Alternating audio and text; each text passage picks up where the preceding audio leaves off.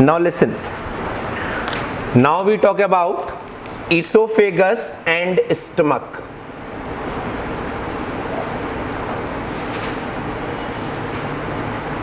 Esophagus and stomach. Pharynx open into a tubular structure that is called esophagus. बच्चों pharynx की esophagus में जो opening थी वो क्या कहलाती है?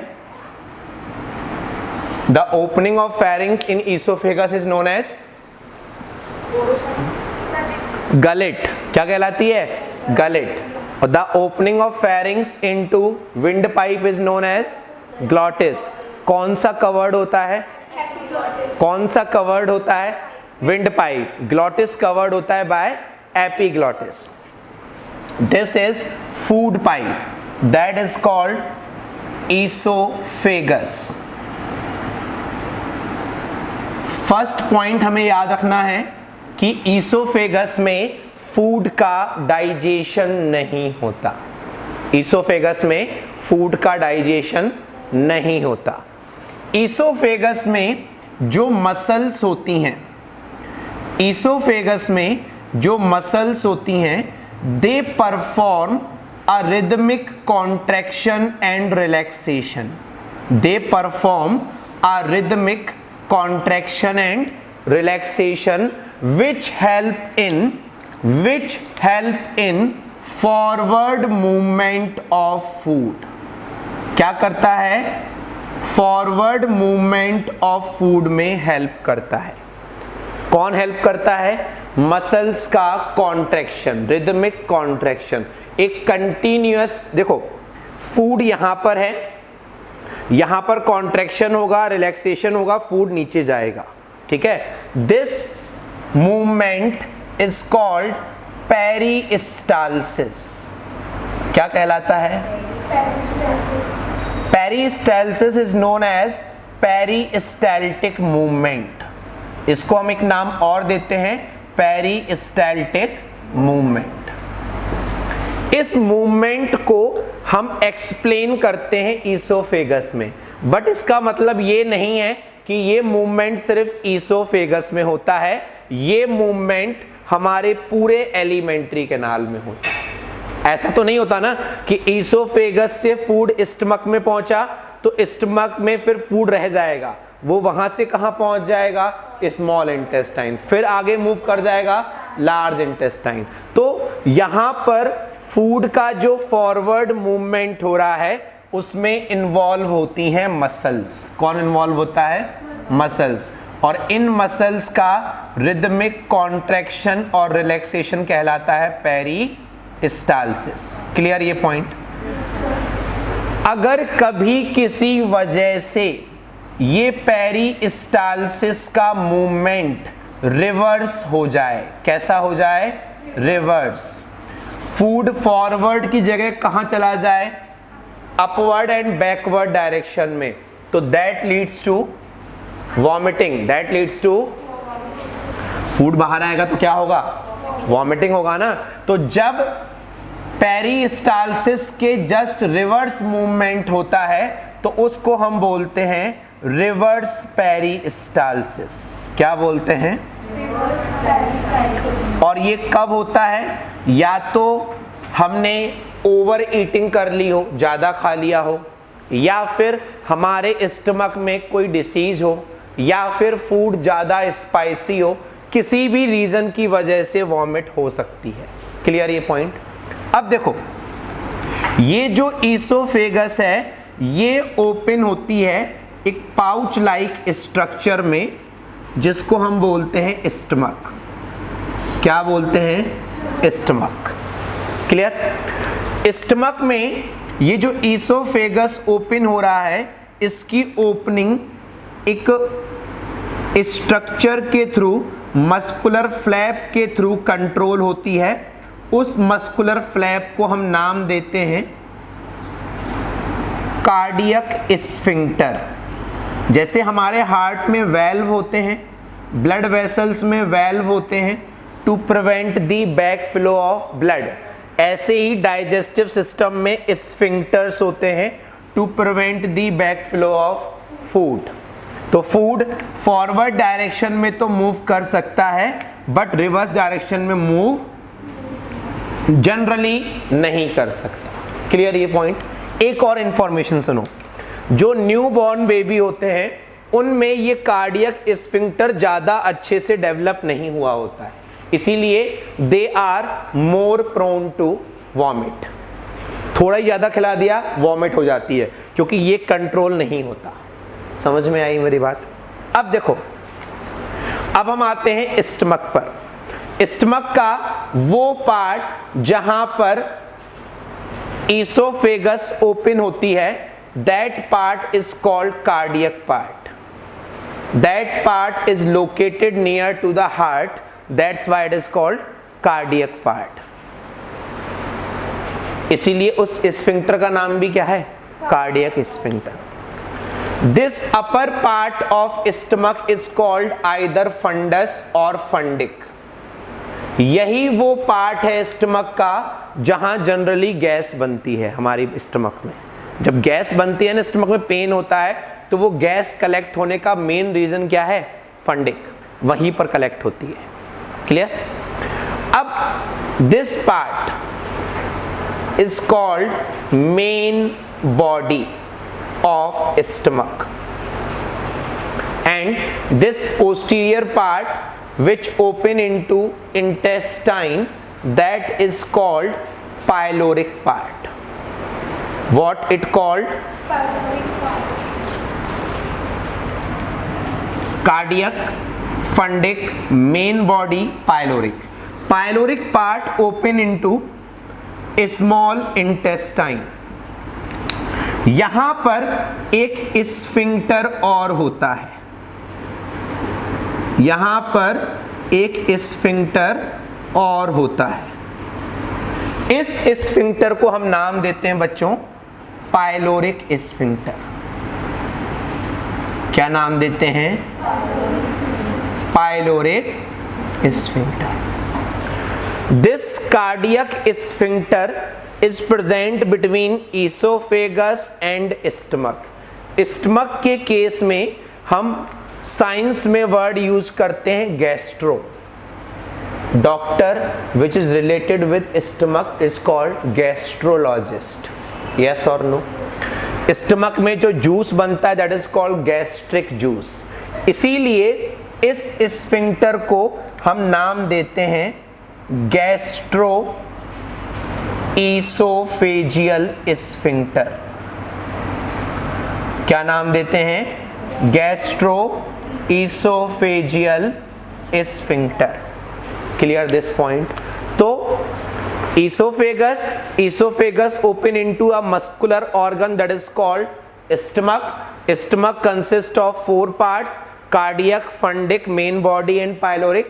In cardiac part, esophagus open by the help of cardiac sphincter, which is also known as gastroesophageal sphincter, and pyloric part of stomach open into small intestine by the help of pyloric sphincter. First point, esophagus is commonly called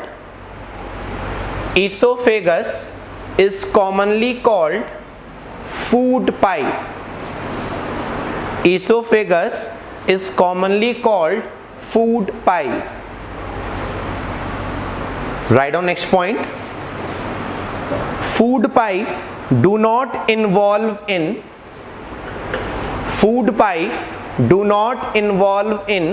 digestion of food.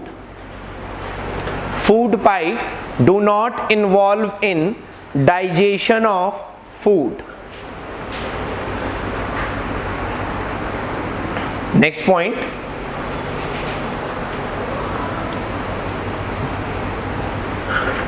food pipe help in forward movement of food. Food pipe help in forward movement of food towards stomach towards stomach by rhythmic contraction,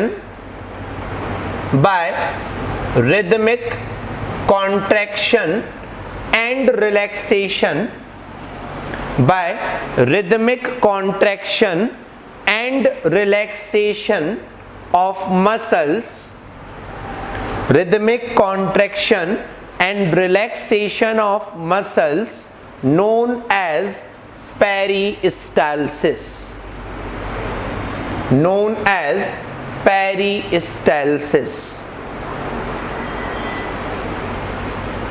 यहीं पर copy के top पर एक point लिखो अलग से, ऊपर सबसे, इन एलिमेंट्री कैनाल, सबसे ऊपर लिखो कॉपी के टॉप पर, in elementary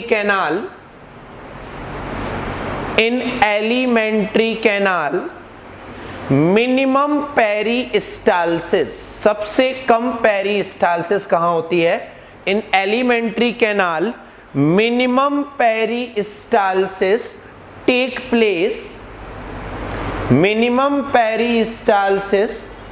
place in rectum.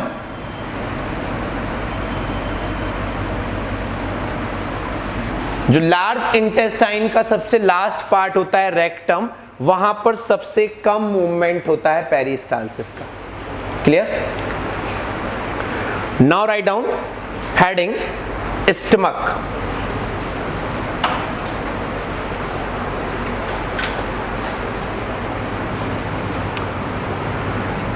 Write down, stomach is a J-shaped structure. Stomach is a J-shaped structure located on left side of abdominal cavity. यही लिखो, located on left side of upper abdominal cavity.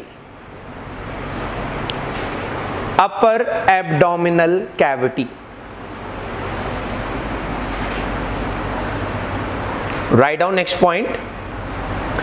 Esophagus open into stomach. Yeah, write like this. Esophagus open into cardiac part of stomach. Esophagus open into cardiac part of stomach, and its opening is controlled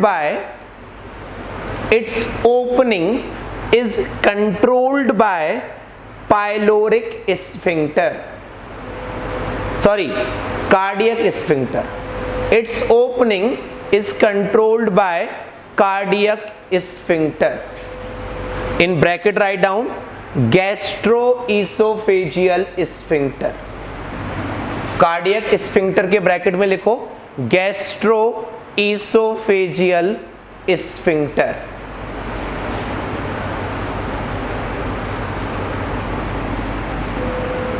Write down next point. Stomach is a highly muscular organ. Stomach is a highly muscular organ and consists of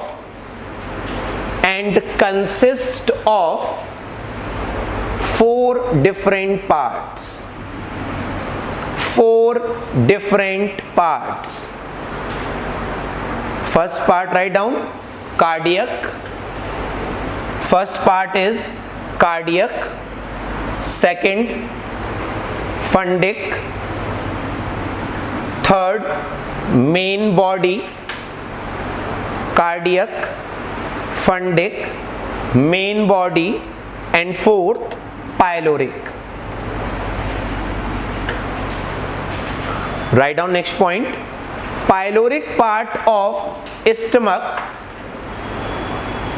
Pyloric part of stomach open into small intestine. Open into small intestine, and this opening is regulated by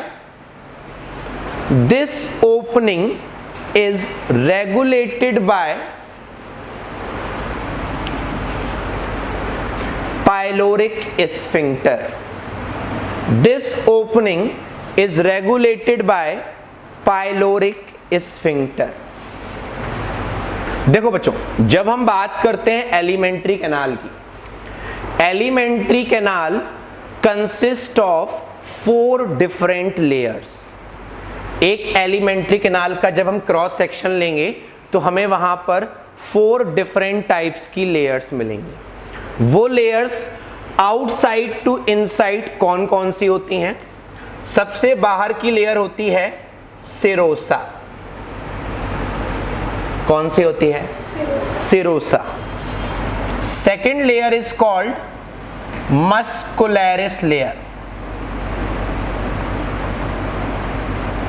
क्या कहलाती है? Muscularis layer. The third layer is called submucosa या submucosal layer, and the fourth layer is called mucosa. Means सबसे outer कौन सी होगी? Serosa. Outermost is serosa and innermost is mucosa. Clear? देखो ध्यान से, when we talk about serosa layer, it is the outermost layer which consists of epithelium। उस epithelium को जो विसरल ऑर्गन्स या एलिमेंट्री कैनाल में होती है उसे हम नाम देते हैं मीजोथीलियम। क्या नाम देते हैं? इसका कंसेप्ट समझो। देखो, सेरोसा जो लेयर है, जैसे हमारी बॉडी में 3 टाइप के टिश्यू होते हैं यहाँ पर, एपिथेलियल टिश्यू ही। एक होता है एपिथेलियम, एक होता है मीजोथीलियम और एक होता है एंडोथीलियम। अब अपनी बॉडी को इमेजिन करो, जो हमारी ब्लड वेसल्स हैं, आर्टरी, वेन्स, ये सब कुछ हैं, इनकी जो इनर लाइनिंग होती है वो बनी होती है एपिथेलियल टिश्यू की, जिसको हम नाम क्या देते हैं? एंडोथीलियम। क्या नाम देते हैं? अब आओ ब्लड वेसल्स के बाहर अपने एलिमेंट्री कैनाल की जो लाइनिंग है उसमें सबसे बाहर की लेयर कौन सी है? सेरोसा। उसमें जो एपिथेलियल टिश्यू है वो क्या है? मेसोथीलियम। अब उसके भी बाहर आओ, जो हमारी स्किन है उसको हम क्या बोलते हैं? एपिथेलियम। समझ में आई मेरी बात? तो ये हैं तीनों एपिथेलियल टिश्यू ही, ये हैं तीनों लाइनिंग ही, बट लोकेशन के हिसाब से नाम अलग अलग है। बाहर एपिथेलियम, बीच में मेसोथीलियम और सबसे अंदर एंडोथीलियम। क्लियर ये पॉइंट? तो ये आपको वर्ड्स कई जगह मिलते हैं, तो हमें याद रखना है। तो जो सेरोसा लेयर है वो एपिथेलियम तो है, बट विसरल ऑर्गन का एपिथेलियम है। Epithelium of visceral organs. And epithelium के साथ साथ इसमें कुछ कनेक्टिव टिश्यू भी प्रेजेंट होते हैं, supporting tissue, connective tissue. So this is the outermost layer of alimentary canal which is called serosa. अब सुनो ध्यान से, एलिमेंट्री कैनाल में जो सेरोसा है वो स्टमक में होती है, वो स्मॉल इंटेस्टाइन में होती है, वो लार्ज इंटेस्टाइन में होती है। सिर्फ और सिर्फ सेरोसा कहाँ नहीं होती? सेरोसा लेयर ईसोफेगस में नहीं होती, बट सेरोसा लेयर की जगह ईसोफेगस में एक और लेयर होती है जिसको हम नाम देते हैं ट्यूनिका एडवेंटिशिया। क्या नाम देते हैं? Tunica adventitia. क्लियर ये पॉइंट? दैट मीन्स जो आउटर मोस्ट लेयर है हमारी, that is called serosa. Serosa कहां नहीं होती है? ईसोफेगस में। वहां पर हम सिरोसा की जगह क्या वर्ड यूज करते हैं? Tunica adventitia. और सिरोसा बाकी सारी एलिमेंट्री कैनाल में प्रेजेंट होती है और किस चीज की बनी होती है? Mesothelium and some amount of connective tissue. Clear ये पॉइंट? अब अगर हम सिरोसा लेयर को रिमूव करते हैं तो हमें कौन सी लेयर मिलेगी? Muscularis layer. मस्कुलरिस लेयर बनी होती है स्मूथ मसल्स की। स्मूथ मसल्स मतलब वॉलेंट्री या इनवॉलेंट्री? ऑब्वियस सी बात है, हम स्टमक एलिमेंट्री कैनाल की बात कर रहे हैं, तो क्या आपका स्टमक आपके अकॉर्डिंग कॉन्ट्रैक्ट करता है क्या? तो कैसी होंगी? इनवॉलेंट्री। कैसी होंगी? अब ये जो स्मूथ मसल्स हैं, इनमें भी बाहर की तरफ आउटर साइड में लॉन्गिट्यूडनल मसल लेयर होती है, लॉन्गिट्यूडनल मसल लेयर, और अंदर की तरफ होती हैं सर्कुलर मसल लेयर। एक मसल्स का अरेंजमेंट बॉडी के लॉन्गिट्यूडनल होता है, तो वहां पर हम वर्ड यूज करते हैं लॉन्गिट्यूडनल मसल लेयर, और दूसरी मसल्स का अरेंजमेंट होता है सर्कुलर। कैसा होता है? तो वहां हम वर्ड यूज करते हैं circular muscle layer.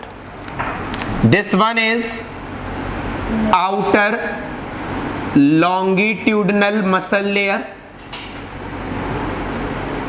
this one inner circular muscle layer.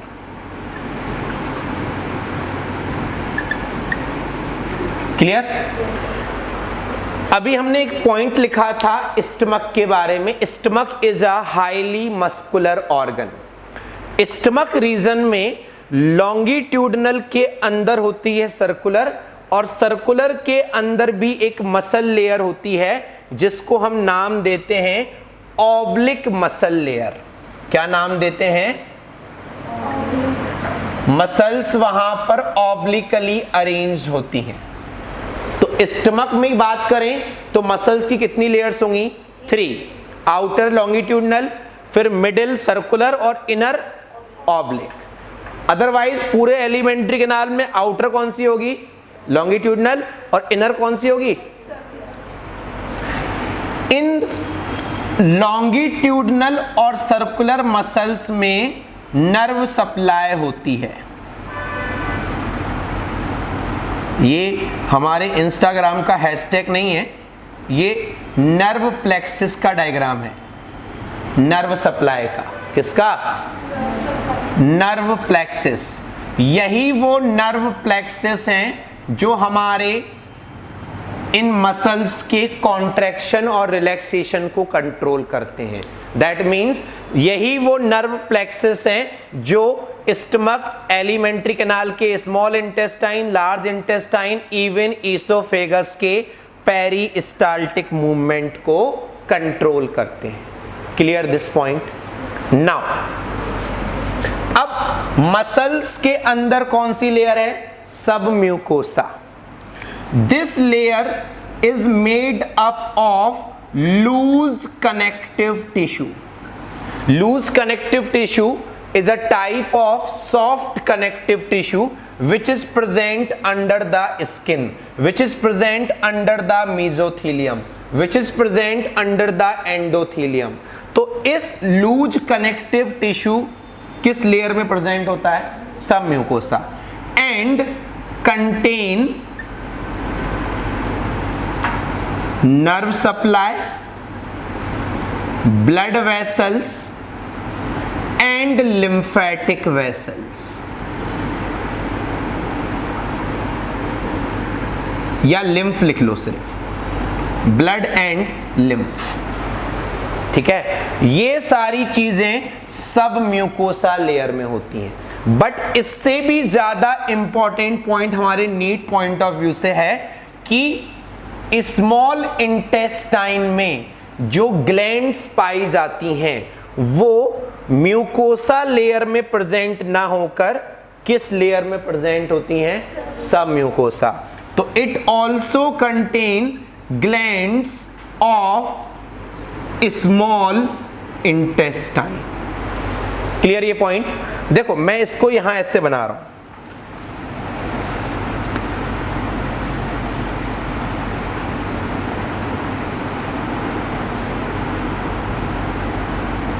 यहां पर हम इसको 2 लेयर्स के फॉर्म में बना रहे हैं।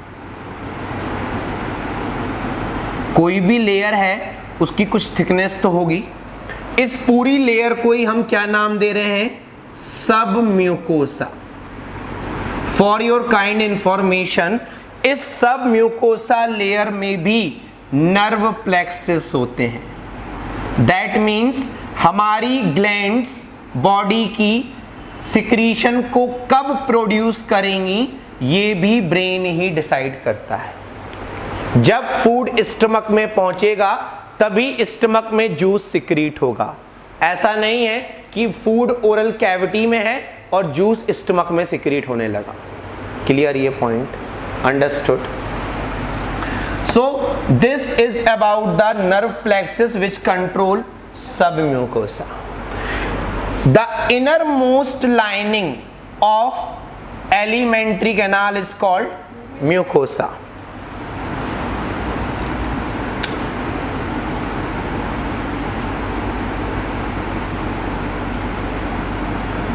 और म्यूकोसा के अंदर जो खाली स्पेस होगा उसको हम क्या नाम देंगे? ल्यूमेन। क्या नाम देंगे? This innermost layer is called mucosa. Now listen. In stomach जो भी ग्लैंड्स होती हैं वो किस लेयर में होती हैं? म्यूकोसा। जबकि इंटेस्टाइन की ग्लैंड्स किस लेयर में थी? First difference. स्टमक में जो फोल्ड्स होते हैं जिनको हमने नाम दिया था, अभी हमने वो पॉइंट नहीं लिखा है, रुगी। स्टमक के म्यूकोसा लेयर में जो फोल्ड्स होते हैं उनको भी हम क्या नाम देते हैं? रुगी। जैसे पैलेटाइन रुगी था, यहां पर म्यूकोसल रुगी होता है। कहां होता है? स्टमक में। Similarly mucosa layer of intestine contain finger like projections which are known as villi. Which are known as villi. Villi increase the surface area of small intestine for the absorption of food and water. Clear ये point? तो अगर हम बोले intestine में विलाय जो present हैं वो किस लेयर में है, तो वो किस लेयर में है? म्यूकोसा। स्टमक के जो फोल्ड्स हैं वो किस लेयर में होते हैं? मतलब इनरमोस्ट। स्टमक की जो ग्लैंड्स हैं वो भी कहां होती हैं? लास्ट पॉइंट सुनो।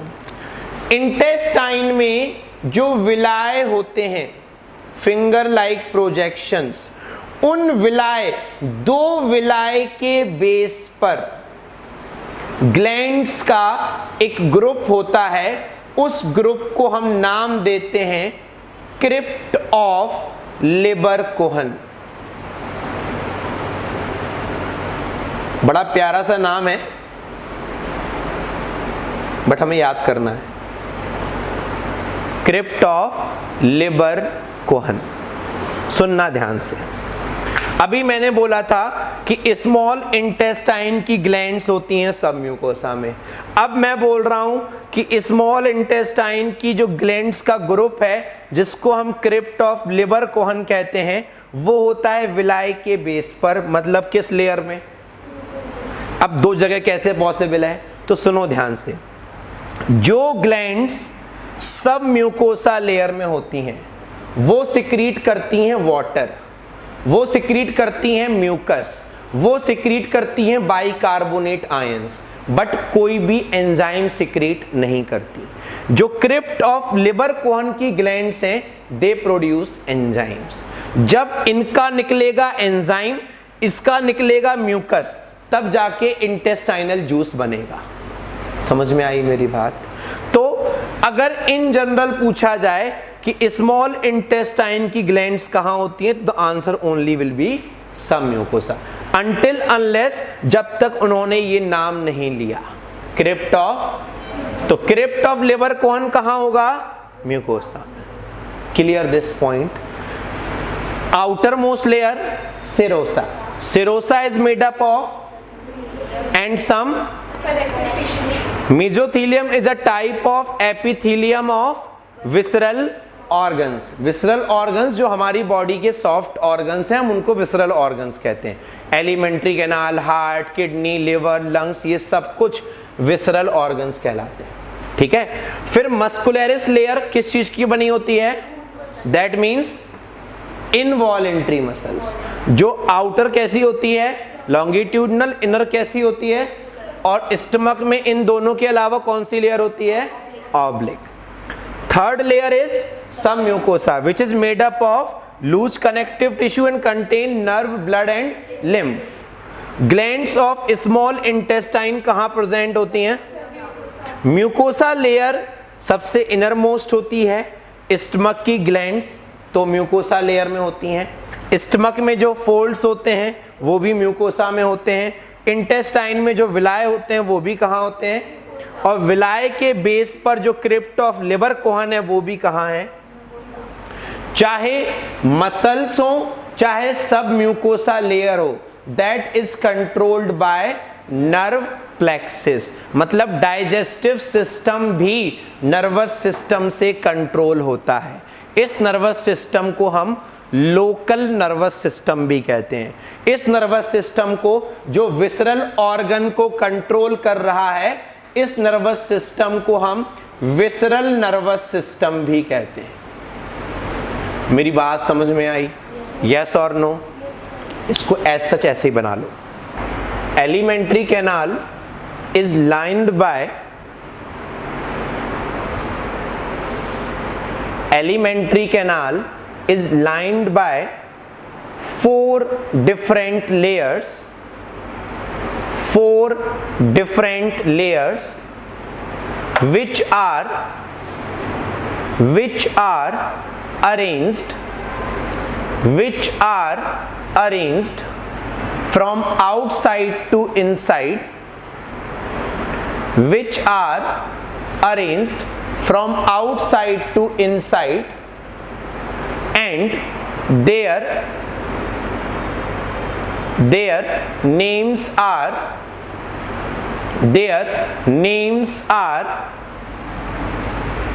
first लिखो serosa, second muscularis layer, third submucosa,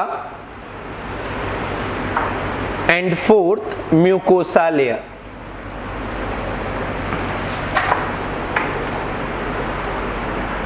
Now write down heading serosa. In this write down, it is the outermost layer of alimentary canal. It is the outermost layer of alimentary canal. It is the outermost layer of alimentary canal which is made up of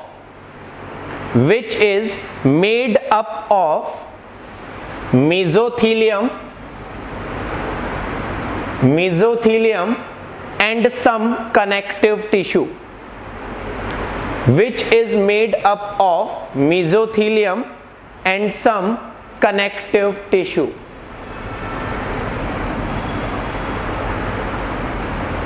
Write down, in esophagus region,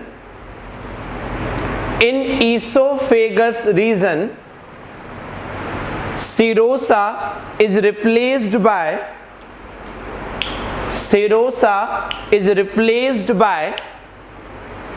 tunica adventitia. Serosa is replaced by tunica adventitia.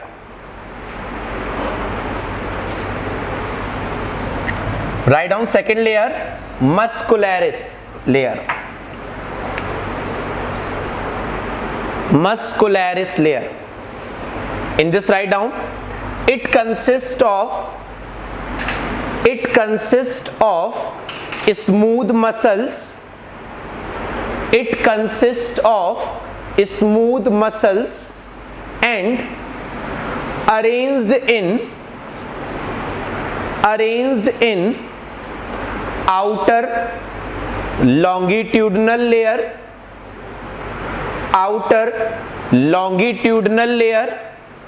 and inner circular layer. Outer longitudinal layer and inner circular layer. Write down, in stomach part of alimentary canal या in stomach part of gut, gut, another layer of oblique muscles is also present. Another layer of oblique muscles is also present. Write down next, submucosa. This layer contains loose connective tissue. This layer contains loose connective tissue and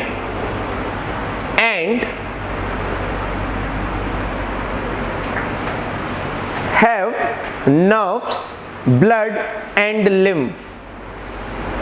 Nerves, blood and lymph supply. Nerves, blood and lymph supply. अब जो point लिखने जा रहे हो वो important है, याद रखना है. In small intestine Brunner's gland, इन ग्लैंड्स का नाम भी लिख लो, Brunner's glands are present in submucosa region. Brunner's gland are present in submucosa region. Write down last heading, mucosa.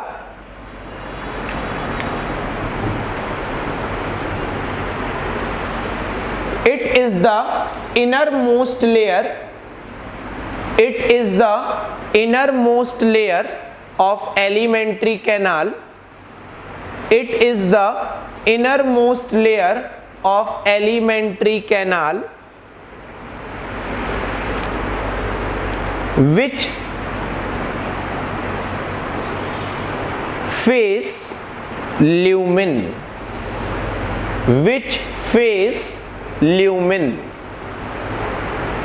Write down next point. In stomach, mucosa layer contain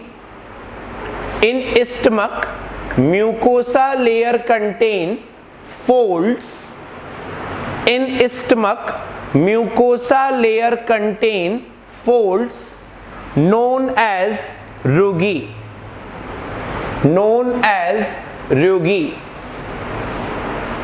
Write down next point. Glands of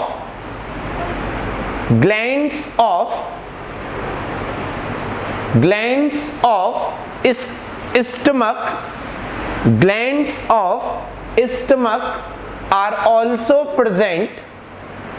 Glands of stomach are also present in mucosa layer.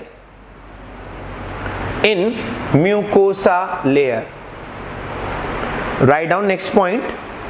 In small intestine,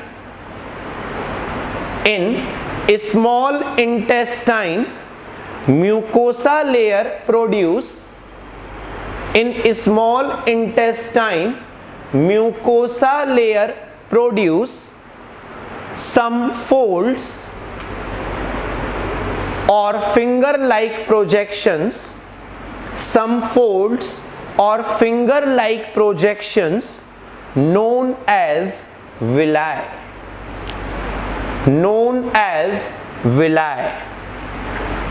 which increase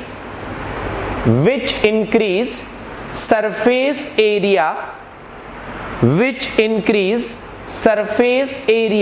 for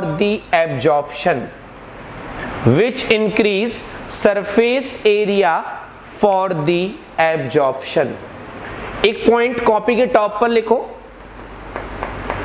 villi are supplied by, copy के top पर लिखो next point, villi are supplied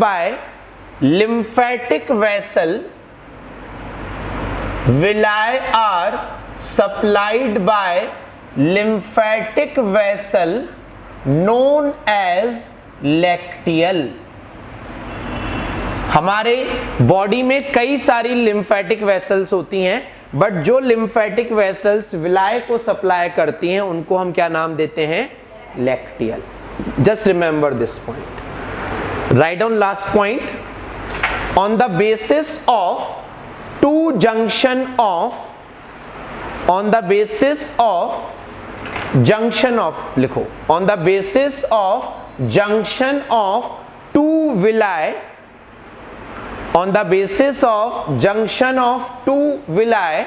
a group of glands is present,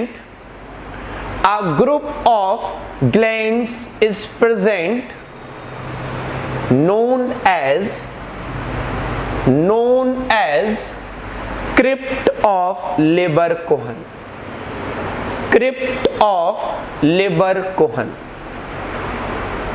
So this is completely about histology of alimentary canal. Next lecture we will discuss about the gastric glands and digestion inside the stomach. Clear ये point?